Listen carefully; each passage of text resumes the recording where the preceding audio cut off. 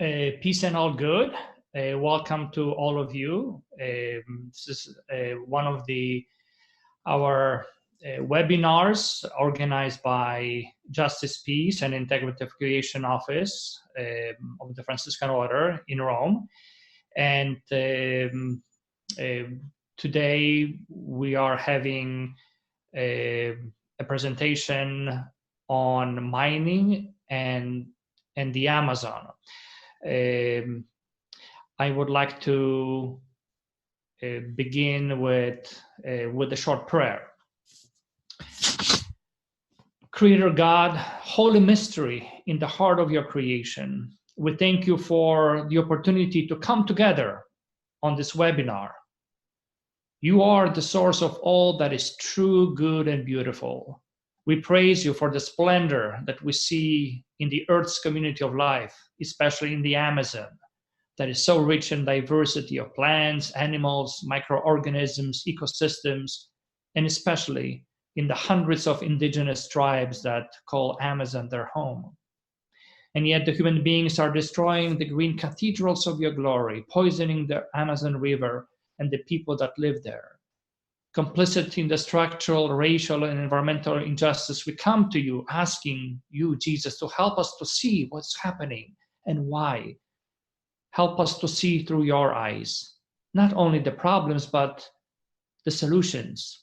Guide and empower us so that we could undertake what is ours to do, to rebuild your house that is falling into ruin and become troubadours of hope. This we ask through Christ our Lord. Amen.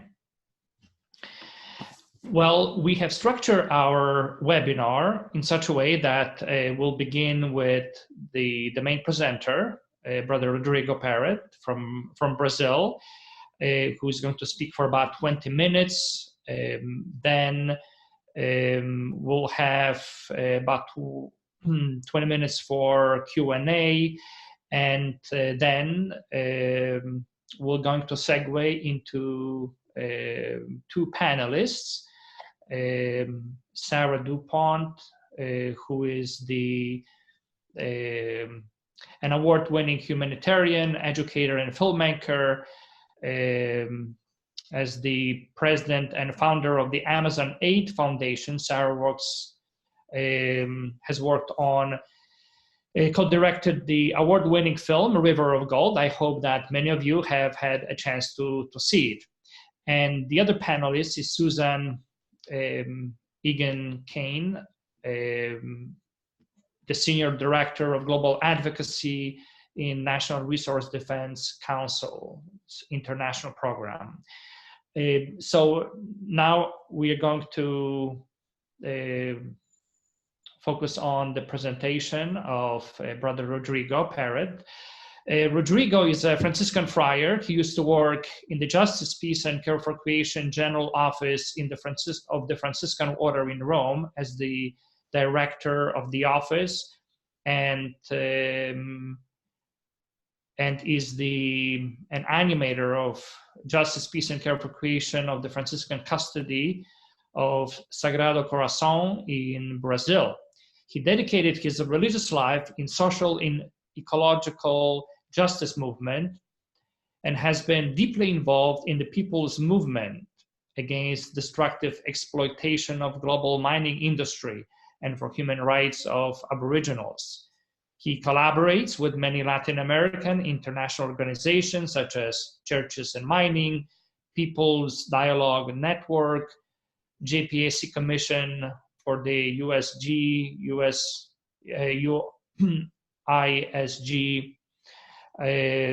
which is International Union of General Superiors in Rome and Italy. So we are delighted to have Brother Rodrigo with us, and the floor is yours.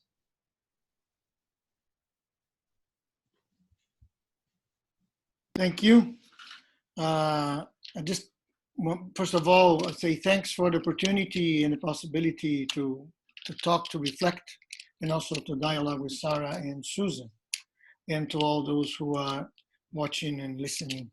I would like to start with a very short video about the crime of the company Vale in Brazil, in the southeast of Brazil, this year on the 25th of January, where a dam collapsed.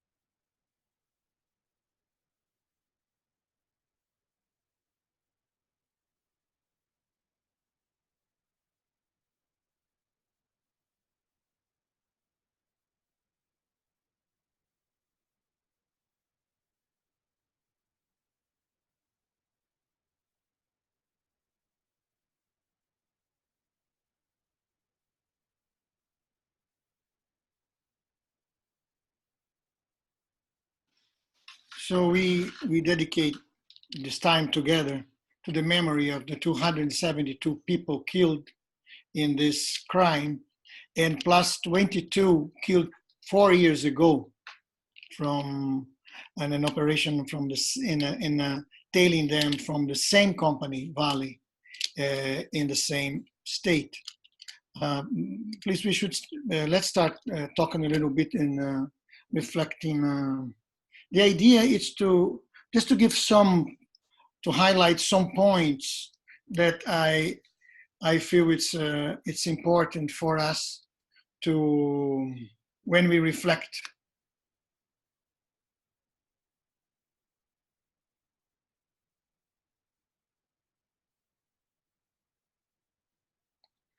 Can you hear me now? Okay, so let's start. Please, Rufino, the next. Okay, so it's too big. If you can make it smaller, I think we need to put mining into a more broader perspective, which is the extractive economy. I think in the recent years, in almost countries of the global south, we have witnessed the intensification of the exploration and overexploration of the so-called natural resources that we would better classify as common goods. Mining, but not only mining, but also intensive agriculture, large-scale fishing, logging, and oil and gas extraction makes part of what we call extractivism nowadays, and a model. It's a model with common elements that characterize, I would say, the extractive economy that had spread specifically in Latin America, in Asia, and in Africa. Among, I think, the main characteristics of this model are large-scale exported orientation production. This I'm talking about in terms of also of the volume that is being extracted and exported. The presence of speculative and financial capital, environmental destruction, requiring in many countries changes in the environmental protection legislation, reconfiguration of the territories, changes in the environmental protection, weakening the traditional and local economies, degrading working conditions for majority of workers, high level of corruption involving government officials and parliamentarians, gigantic infrastructure projects like ports, pipelines, railways, dams, etc. which contributes to more disasters. And I would say environmental crimes also as well affecting huge territories. Extractivism, especially in the areas of mining, oil, and gas, are at the center of the climate crisis. The drive for the constant expansion of these sectors is the key factor behind the failure of multilateral process under discussion to cut emissions and to halt runaway climate change. So I think this is an important aspect. Please, next. So specifically on mining, companies, particularly mining companies, develop a common narrative that seeks to legitimize their venues. I think to ensure social licensing, they seek to obtain local community support by manipulating public opinion with promises of progress and development. This is their narrative. In fact, never reaches local communities. This happens through policies of donations, strong investments in advertising, financial support to political representatives, and proximity to religious leaders, trying to demonstrate that mining is also theologically a benefit. We would say faith washing. The promise of jobs is met with the reality of wage slavery, and no sooner have workers fought for a living wage and health and safety provisions than they are confronted with the mechanization of job losses. Contrary to the promises in these areas, there is a consolidation of a paradox of what we call sacrificial zones, where for the sake of earning foreign reserves, the daily lives of local communities are marked by violation of human rights, crimes, social environmental destruction, affecting particularly the lives of women. Degraded conditions for working, it's a common. The logic of profits governs mining sector and is subject to the movements of the financial system. The cycles of high and low commodity prices. I think that these movements and cycles ultimately prevail over the safety of people and nature. In fact, the maintenance of mining rates are not those presented, I would say, in the environmental studies for the licensing and so forth, but linked to the maintenance of corporate profitability and financial market loss. And it's important also to understand that when talking about mining, we're not talking only about the place where the mining and is where the extraction is happening, but they require giant projects. We have to see all the necessary infrastructures like ports, pipelines, railroads, dams, hydroelectric plants, etc., which contribute to more disasters, more environmental impacts, crimes, as well as affecting huge territories. Mining sectors has its extractive production focused on large-scale investment. Ahead, next. Here, I think just for a reflection, the Pan-Amazonic Ecclesial Network has recently presented its Pan-Amazonic Atlas, approaching ecclesial and social environmental reality as it expounds different social, economic, environmental, political, and cultural data from this region. As you know, the Pan-Amazonia, it's a territory formed by different countries: Brazil, Bolivia, Peru, Colombia, Ecuador, Guyana, French Guiana, Suriname, and Venezuela. 8 million square meters, kilometers. which is an equivalent to 40% of the South America. Around 33.6 million people. The Pan-Amazonic is a region of great social environmental conflicts produced by economic dynamics of extractive character driven by the different states that conform the territory. According to this, can you go back? Yes. To this social environmental pressures, we can see on the right of our screen some figures about illegal mining, and another map talking about legal mining and their impacts. The effects of mega mining on water in Latin America, it's very sensitive also, especially in the Amazon, and it can be easily recognized if we see in those maps. Mining extractivism usually has triple direct impact on water in the territories and communities. It consumes, contaminates, and destroys sources. But not only mining. Next, we have also oil and the hydroelectric dams and constructions. So together with this, I think it's important, next, together with this, we have the corporate capture. Mining extractive sector dominates state institutions.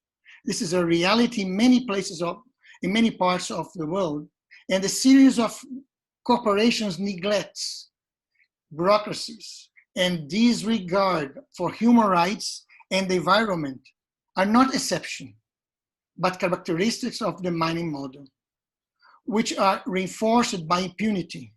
It's another strong reality as a result of the corporate capture of the state. This capture happens through electoral campaign financing or through the so-called revolving door, which is a movement of high-level employees from public sector jobs to private sector jobs and vice versa. Revolving door is a kind of a strategy that directly influences process of licensing projects and also on process of drafting or making legislation more flexible. When a company arrives just to have an idea, when a big company arrives in a region, the state sees, and it's not only on corruption, normally, as the company as a partner in the development. And for that moment, it's the state that defends the entire license process of the enterprise, configuring another form of corporate capture when not reaching corruption in the various institutions. Community activists are increasingly criminalized, threatened, abducted, assaulted, and murdered in many different regions in the Amazon. If you see now the figures in terms of the numbers of human rights and environmental defenders, nowadays is increasing a lot in the Amazon region, in different parts of the world, the threats and the killings of environmental defenders. When this state and the states and corporate sponsored violence is against women who dissent, it often takes a sexualized form. Even youth and children are targeted. Communities refusing to consent to mining and other extractive projects, and militant trade unions are attacked by the combined forces of the state and corporations. We have examples of how strong is the corporate control of the territory. Just for an example, in the area where we just saw the short video, Vale Mining Company has the control of everything in the region.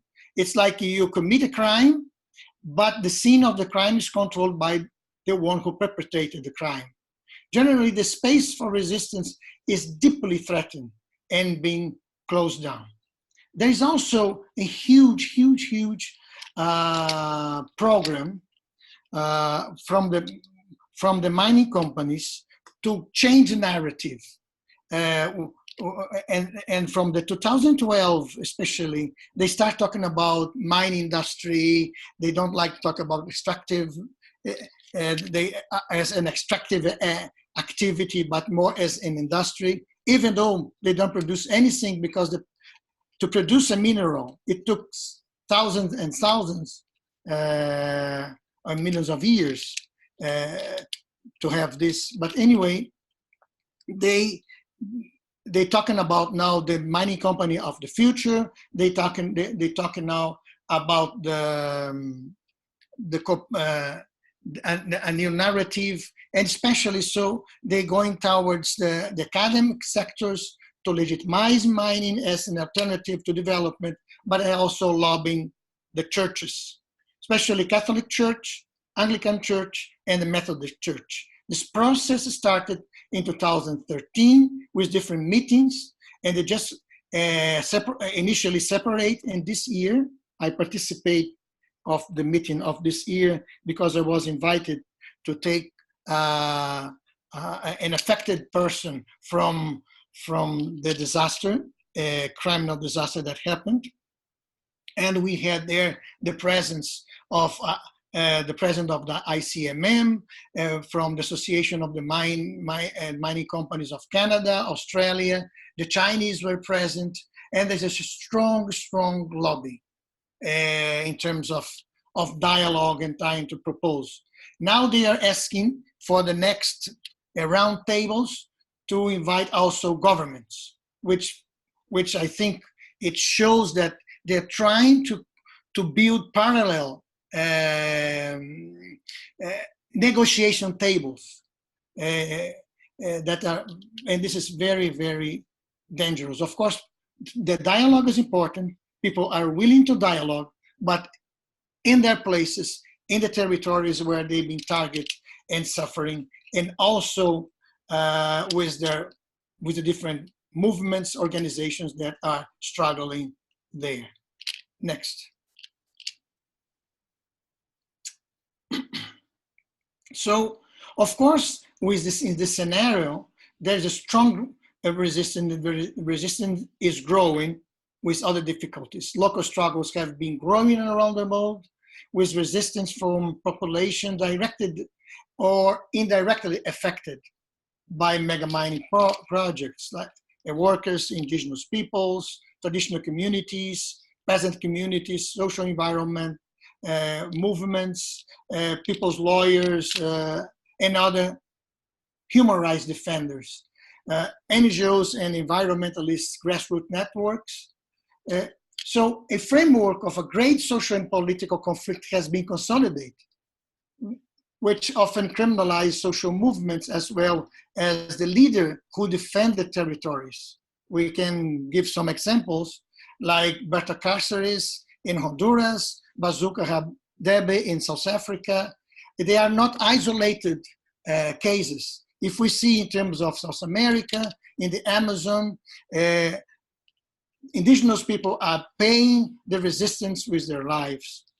So reactions from affected communities, they are strong, with social movements and civil society organizations in the field of resistance, struggle for protection and preservation of common goods, human rights, and the rights to the territories are imposing obstacles, even if they are short obstacles, short time, like delaying licensing process, and it causes economical harm for the companies through slowing down social and environmental licensing processes, as well through some permanent victories. I think the most relevant that we can highlight is that from El Salvador, where the struggles of communities, civil organizations, and church pressured to pass a law that prohibited the metal mining in the country.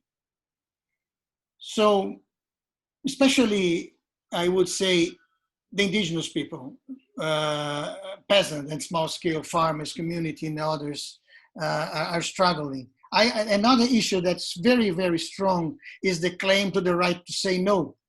No to extractive activities in our in the territories is at the same time a clear yes. Yes to other alternative ways of living in harmony with the rest of web of life. Yes to the right to decide how to live lives. Yes to recognition that nature cannot be conceived as a collection of so-called resources to be exploited at will in the research of maximizing profit. Yes to valuing the work of subsistence and care over economic growth and profit. Yes to valuing the work of subsistence and care over economic growth and profit. And also, there are also other initiatives to change the rules of the game. I would say there are a lot of international campaigns that tackle indirectly the transnational corporation, like to actively support the ongoing global campaign to reclaim people's sovereignty, dismantle corporate power, and stop impunity. So corporate privilege and power institutionalized through investment and trade agreements must be abolished. Therefore, the ongoing negotiations at the UN for an international binding treaty for corporations with regards to human rights and other national and regional initiatives are particularly critical in this process of the resistance, and we should get involved in this. And finally, as my time is passing, I would say that in the frame of the mining challenges, I think the Right to Say No campaign, the investment campaign on mining, are two targets of the TSF, the Thematic Social Forum, which is a coalition of grassroots affected communities and movements around the world. We are really involved. We are planning for next year, for the first semester of next year, the international seminar on the right to say no to this model of extractivism, and converge on the position that all should be involved, but also the investment campaign, which is starting right now. It's under the responsibility of churches and mining. It's a way to see where the investments are, and especially within the church, and start a huge dialogue. And we need, as we're talking on for the Franciscans, I think we need to strengthen in articulated way faith-based communities. And we have some tools very interesting, because in the recent years in various parts of the world, the resistance among faith-based groups, not only Catholics, not only Christians, have been growing. In particular in Latin America, Episcopal Council, CELAM, various dioceses in Latin America, and the Catholic Conference and the Conference of the Latin American Council of Churches, CLAI, they have deepening, and they're discussing the conflicts caused by large mining, and I would say also by small-scale mining in Latin American countries. It's a very interesting, the initiative of the Brazilian Bishops' Conference, that now we have a commission of integral ecology and mining. Churches and Mining was born between 2013 and 2014 with the will to churches and mining as an option in defense of communities in the territory. Last year, the Episcopal Latin American Conference published a document, very interesting, that gets Laudato Si, and read Laudato Si within the context of extractive economy, particularly on mining. This document, it's our vademecum, I would say, together with Laudato Si, for those who are working from a Catholic and Christian perspective. I think we have another issue that's very interesting in terms of church, is a perspective of territorial vision, like REPAM, the ecclesial Pan-Amazonia network, and REBAC, which is the basin of Congo.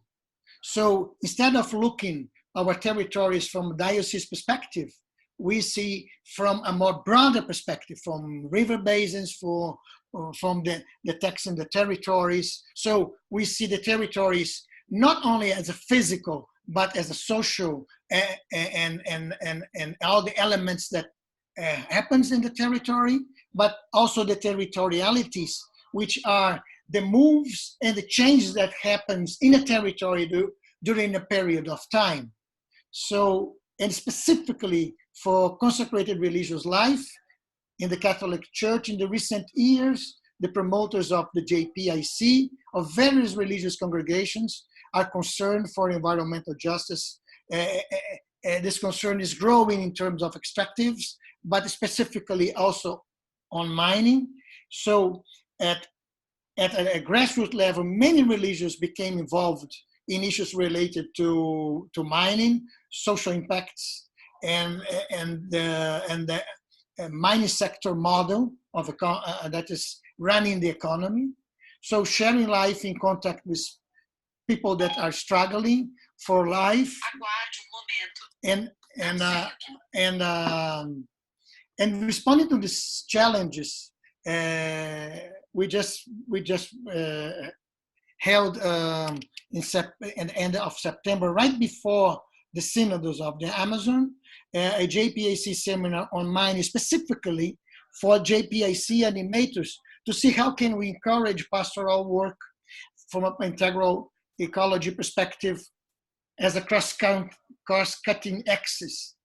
How to get involved and network with different groups, not only within the church and the churches, but with the local movements. So we are now driving all those who are in the JPIC environment and involved with the struggles to the thematic social forum that will be held in 2020 in Asia. From that time on, we'll be doing different activities, and we're inviting the Franciscan family to join those activities and to collaborate. I think it's very, very important for us to start discussing and building a vision in terms of this big challenge. Well, this is what I have to say for now. Thank you so much for your attention. Thank you, Rodrigo, for your very comprehensive presentation on the issue of extractive industry and its impact and social analysis around it. I would like to ask the participants to begin using the chat box to write questions that you may have for Brother Rodrigo. And in the meantime, I would like to invite Sarah and Susan to react to the presentation that was given by Brother Rodrigo. I can go first. Thanks very much for the invitation to respond. That was an excellent presentation and a great summary, and it's actually very gratifying to see such a groundswell of organization around these issues. They may seem a little obscure sometimes. It seems like maybe a marginal issue about mining, but in fact, it's such a central issue in so many countries. I did have a question about what you do view as kind of the biggest obstacle to success of this organization that's starting to the civil society and the church and others, workers and others who are starting to come together. Against the odds that you've described, it seems almost insurmountable. The state and the corporations who have very, very strong financial vested interests. What do you see as, like, where are you going to put most of your efforts in terms of the fight? Is it in the divestment movement? Is it in education? I know Sarah's very interested in education as a means of getting people to change the social license and political will. Where do you see as this vast problem that you're facing? Where should the Army charge first? Well, I think it's a very hard to answer this because of the variety, the diversity. If we think from a grassroots perspective, I would start the discussion in the terms of water and mining. I think this is a big target because for a simple issue. I saw your movie, Sarah, and this is a huge impact already there, even if it was artisanal mining. Because the issue of mining, I think we need to think in terms of alternatives. We need to see what we really need to extract. But this is a huge discussion. But if we think in terms of water, and if we think from the perspective of small scale, or big scale. Just imagine a pit mining. When you keep digging, what are you going to do with the water table? You have to pump out the water table. And then you're going to dry the springs. And this is the first thing that the people around will feel. I would say then the poisoning. We used to say here in Brazil that the dams, the problem of mining is not only dam collapses, even if it's more common than we imagine. But the problem is it poisons, it contaminates. You have regions here contaminated with heavy metals or arsenic. So I think water, from the people's perspective, and their livelihood, which affect the livelihoods. It's not easy to understand from the formal and common perspective of the social movement, because normally when we talk about the social movement, we see I'm dealing with landless. Okay, so who's landless? But who is affected by mining? Can be you if something happens near you. It's just like when a car hit you. Before that, you were okay. After that, you have to start struggling. So even the identification, I think those two big campaigns, they can move. I think the investment, it's much more important for us, for those who are involved, for those who are discussing, but we will be trying to do this in a kind of a connection, because I think we need to target some examples, let's say Anglo America or Rio Tinto, or business and Kinross or whatever, but I would say the right to say no. It's also an interesting, because we know the consultations the way they are done, or they are not really done, and the disrespect for the ILO 169 convention that indigenous and traditional people should be consulted.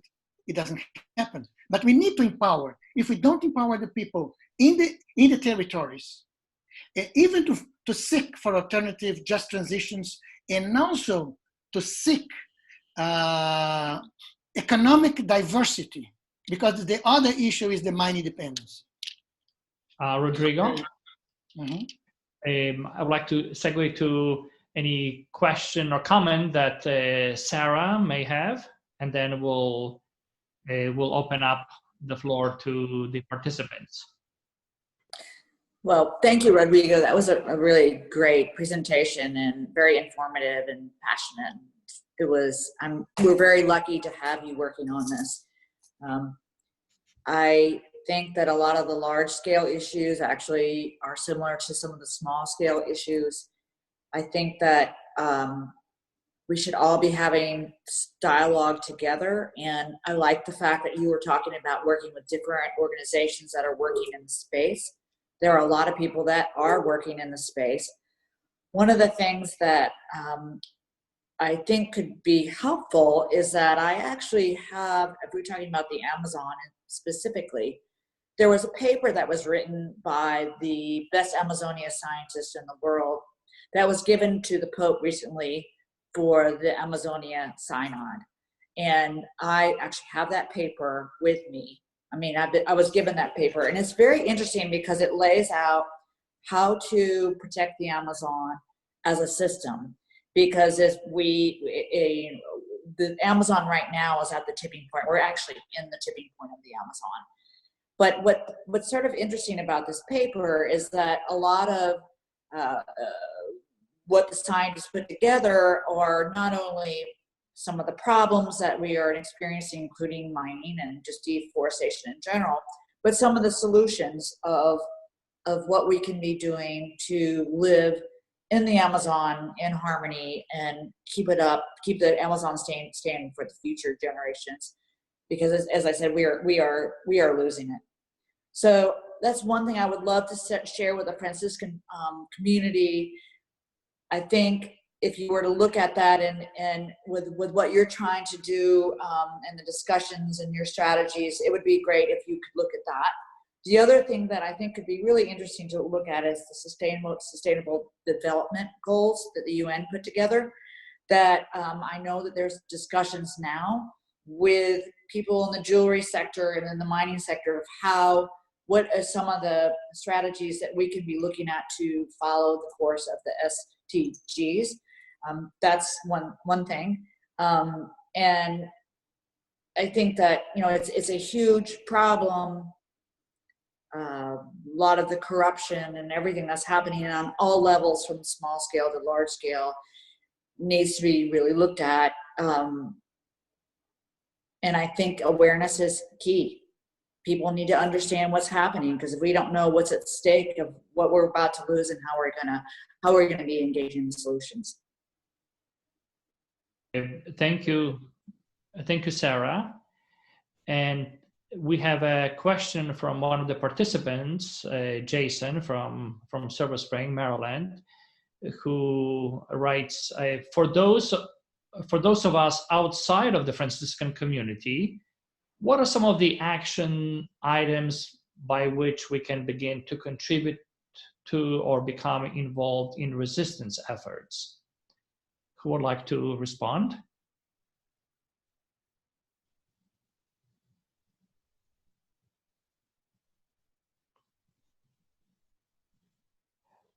Sarah, can you unmute yourself? Rodrigo, can you hear me now? Yes. Okay. I think awareness is key.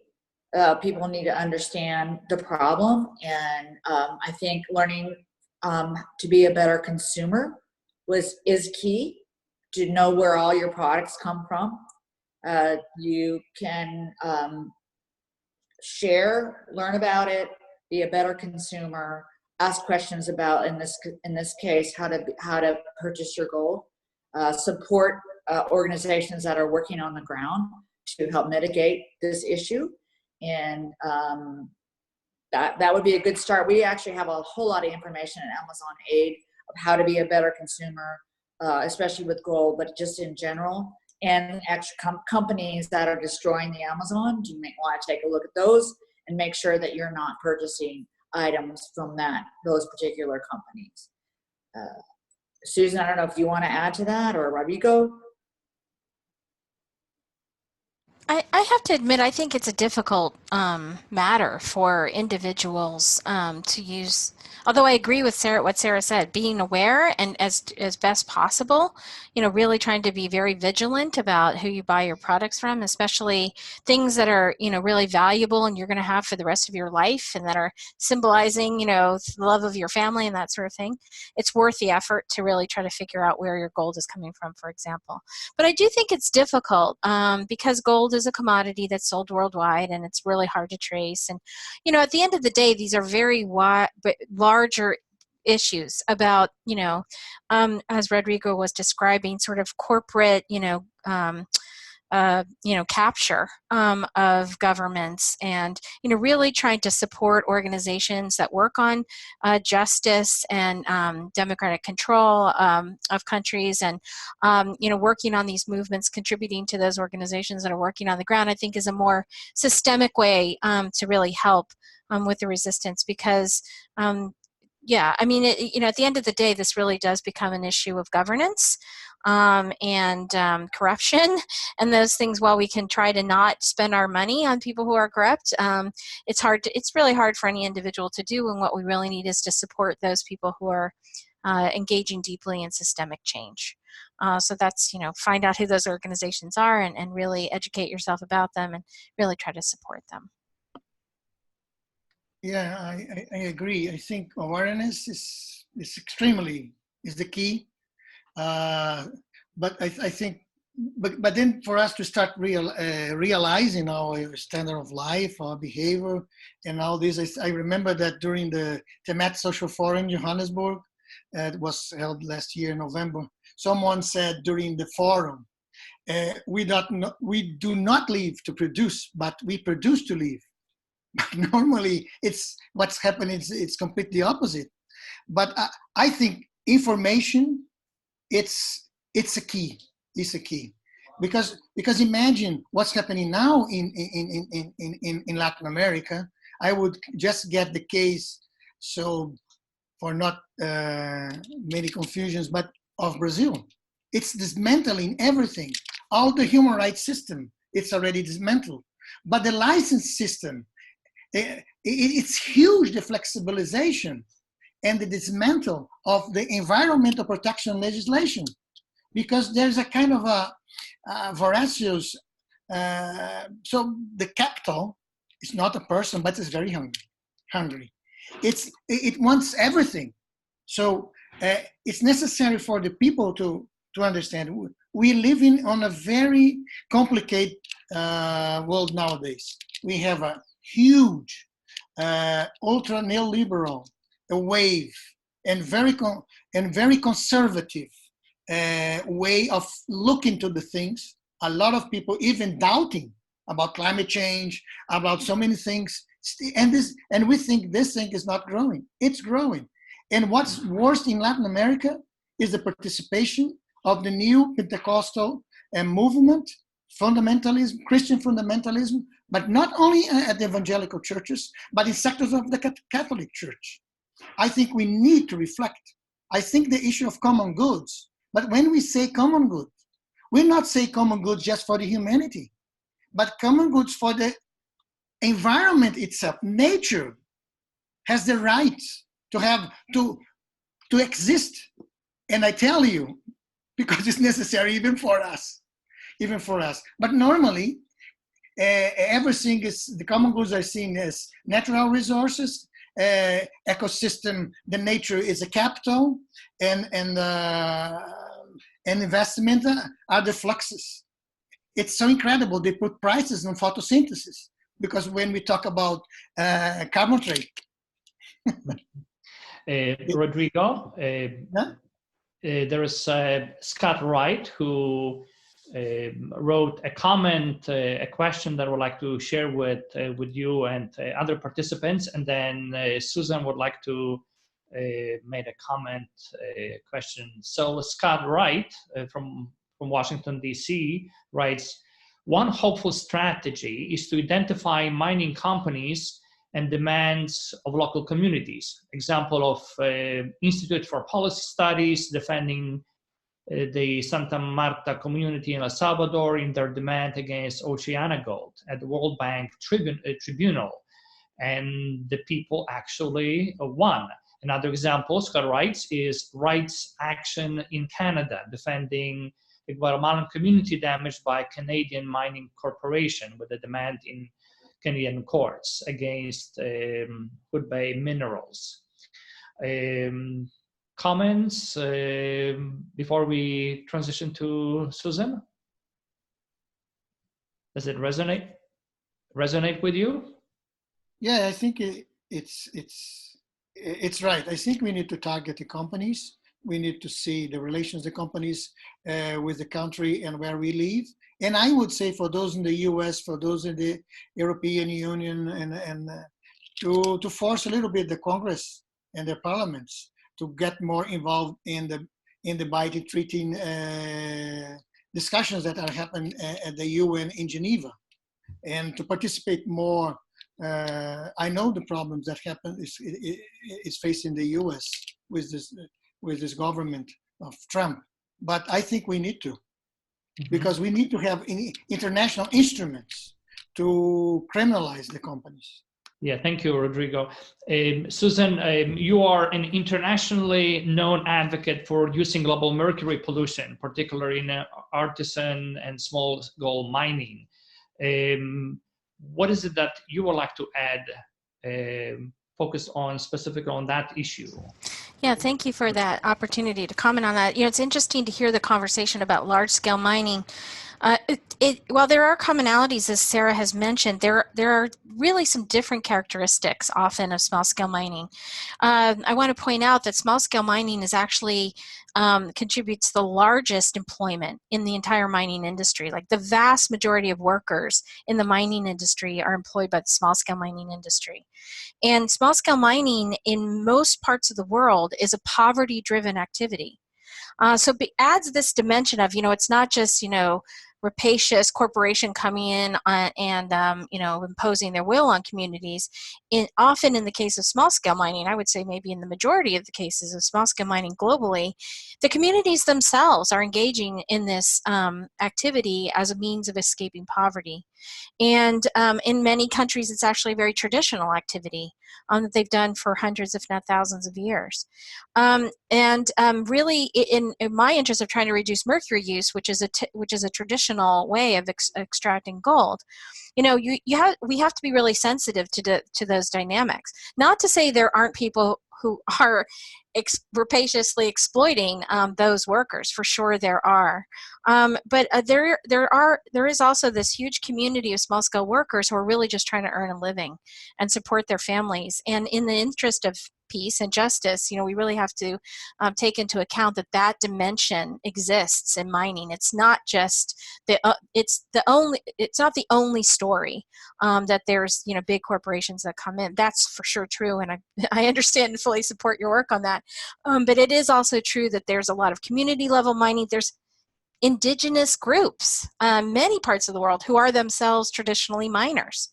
So we can't just paint the entire industry with the same brush. I think we need to have really very segmented and really crafted and tailored responses, you know, depending on the circumstance. And in fact, you know, one other comment about large-scale mining is one of the things that they do when they come into countries is they capture the mineral rights and actually undermine the ability of small-scale miners to make a living. You know, for example, they will get the government to assign a whole area, you know, to their concession. And then the small-scale miners who have traditionally been working those areas are kicked out.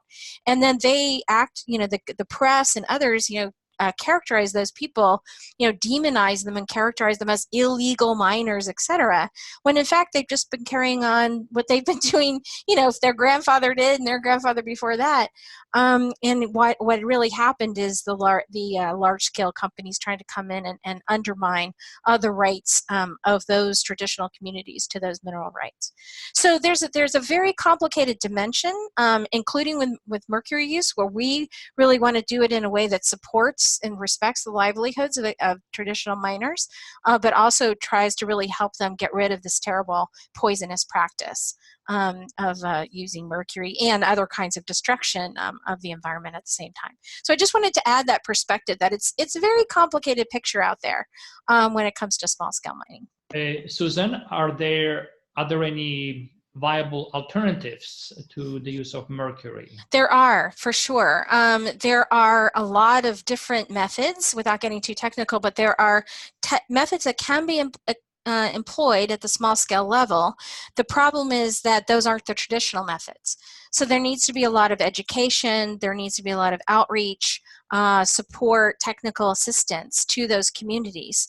But the first step in all that is they have to be recognized as legitimate and legitimate owners of those rights. So again, there's kind of this justice element of it that has to be considered first. And then there are technical alternatives. The technical part, frankly, isn't really the hard part of the mercury. It's really the social part of it that is very challenging.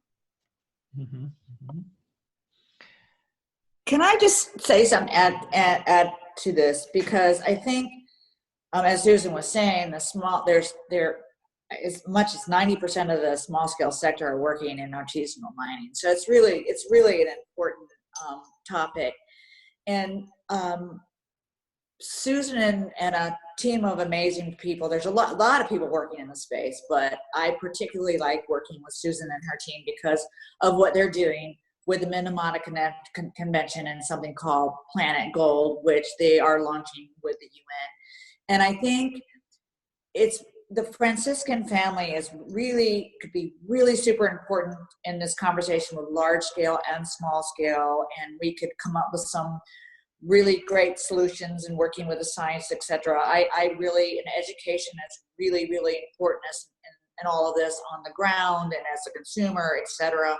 So, I would just love to pitch the idea of, first of all, maybe Susan, you would tell them a little bit about what you're doing with Planet Gold, and pitch the idea of having a further conversation with you all in the Franciscan community of how we can move through the silos and try to figure out best practices and best ways of how to move forward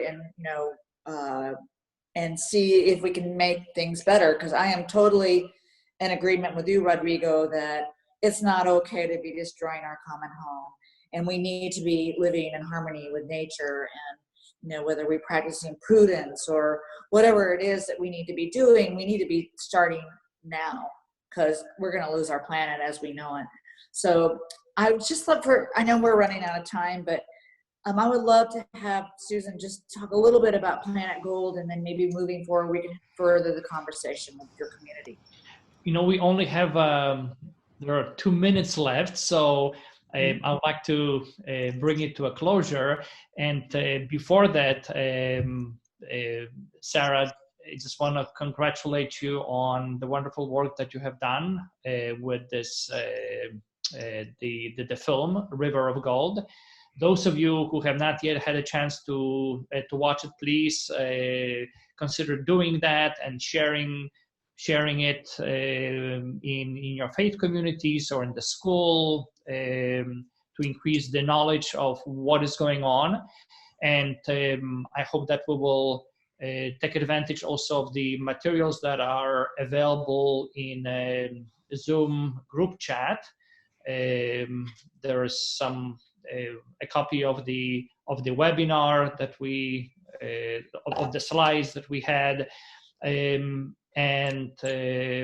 reach out to go through this cycle of see the reality, judge, and act locally, but also internationally.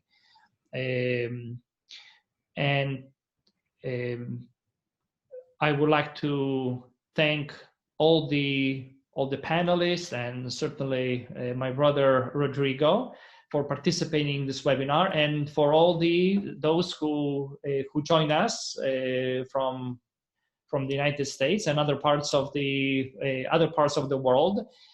May the Holy Spirit continue to illuminate us and to respond prophetically to the cry of the poor and to the clamor of our sister Mother Earth. Peace and all good.